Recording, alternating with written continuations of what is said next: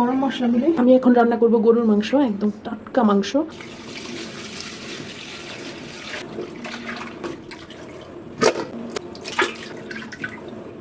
দিলাম পেঁয়াজ, দিয়ে দিব গরম মশলাগুলি।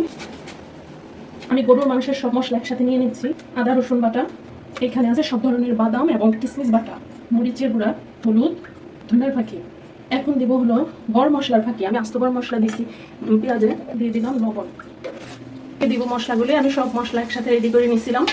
এখন মশলাগুলি দিয়ে আমি ভালোভাবে কষিয়ে নেব। দিয়ে দিলাম কাঁচা মরিচ।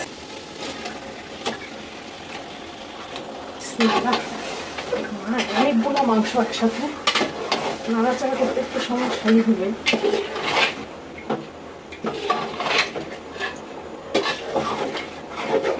গরুর মাংসটা হয়ে গেছে, এই যে। আর এদিকে মুরগিও আমি রেডি করে রাখছি, রোস্ট করব। মাংসটা হয়ে গেছে, এটা আমি নামাই এখন মুরগিটা বসাই দিব।